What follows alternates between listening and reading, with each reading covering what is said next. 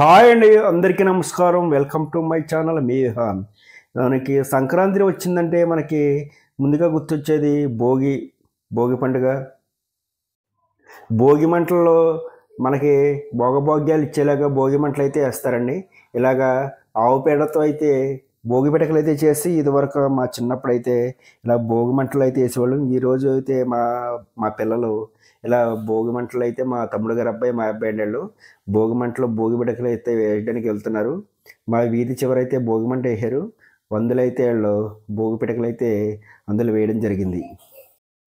ఆడపిల్లలు ఉన్న వాళ్ళైతే ఆడపిల్లలు అయితే ఈ నెల రోజులు మంచి మంచి ముగ్గులు వేసి ముగ్గుల మధ్య ఆవు పేడతో తెచ్చి గొబ్బెమ్మలు అయితే పెడతారండి. వాటిని ఇలా పిడకల కింద జరిచి ఆ పండగ రోజునైతే భోగి పిడకలు కింద ఇలాగా భోగి మంటలు అయితే వేస్తారు.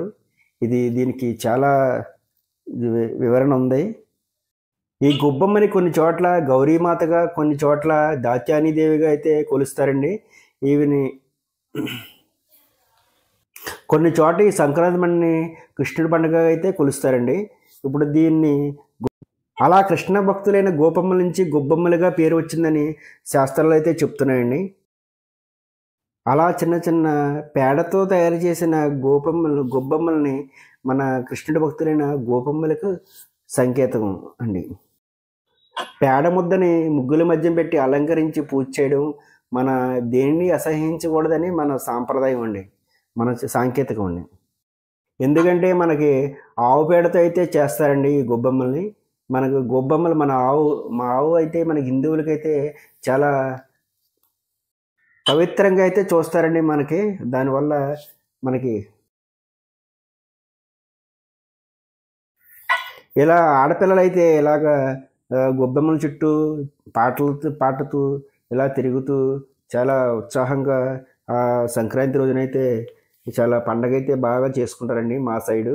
మాది మరి మీ సైడ్ ఎలా చేసుకుంటారో కామెంట్ చేయండి. మాది అయితే ఆంధ్రప్రదేశ్ అండి, తూర్పుగోదావరి జిల్లాలో ఉంది, దేవరపల్లి మండలం. నెక్స్ట్ అయితే భోగిపళ్ళు అండి. ఇలాగా పిల్లలున్న ప్రతి తల్లిదండ్రి మన పండగ రోజునైతే భోగిపళ్ళు లేదంటే రేగిపళ్ళు ఇలా వేసి చాలా ఆనందపడేవారు. ఇదివరకు అయితే చాలా ఇంటింటికి పిల్లలు ఉన్న వాళ్ళంతా చేసి ఇప్పుడైతే కనుమరుగవుతున్నాయి, చాలామంది చేయట్లేదు. దీనికి అర్థం ఏంటంటే కొంచెం నాకు తెలిసిన కాడికి మీకు చెప్తానండి. భోగిపళ్ళు లేదా రేగిపళ్ళు లేదో చాలా ఔషధ గుణాలు అయితే ఎక్కువ ఉంటాయండి.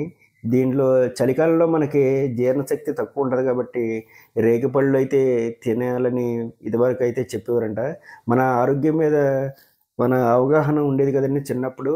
ఒక వెనకట టైంలో ఇప్పుడైతే ఇంగ్లీష్ మందులు వచ్చేసినాయి కాబట్టి అన్నీ తెలుస్తున్నాయి. ఆ టైంలో రేగిపళ్ళు తింటే జీర్ణశక్తి అయితే బాగా పెరుగుతుందని పిల్లలు ఈ విధంగా అయితే రేగిపళ్ళు బాగా తింటారని ఈ విధంగా భోగిపళ్ళు అయితే పోసేవారని నాకు ఎక్కడో చదివానండి. భుక్త్వాచ బతిరీబలం అంటే మనకి సూక్తి అండి. ఇది భోజనం చేసిన తర్వాత రేగిపళ్ళు తినాలని దానికి సూక్తికి అర్థం అండి. మా తమ్ముడు గారి అబ్బాయికి మా అబ్బాయికి అయితే ఇలాగా భోగిపళ్ళు అయితే వేసి మేమైతే చాలా ఆనందం ఇచ్చామండి. మీకు ఈ వీడియో నచ్చితే లైక్ చేయండి, షేర్ చేయండి, సబ్స్క్రైబ్ చేయండి. ఏమైనా తప్పులుంటే కామెంట్ చేయండి, సరిదిద్దుకుంటామండి. మాకు తెలిసినంత లెక్కలో చెప్పడం జరిగింది. ఇది చేయడానికి చాలా చదివి చాలా వాటిని చూసి అయితే చెప్పడం జరిగిందండి. ఇది మీకు ఎవరికైనా తప్పు అనిపిస్తే మాత్రం నాకు వెంటనే కామెంట్ చేయండి. నేను చెప్పిన దాంట్లో ఏమన్నా తప్పులు ఉంటాయి కనుక. థ్యాంక్ యూ అండి, thank you for watching. Thank you. మా వీడియోని ఇలాగా సపోర్ట్ చేయండి. మేము ఇంకా మంచి మంచి వీడియోలు అయితే మీకు అందించడానికి ప్రయత్నిస్తున్నామండి. థ్యాంక్ యూ అండి.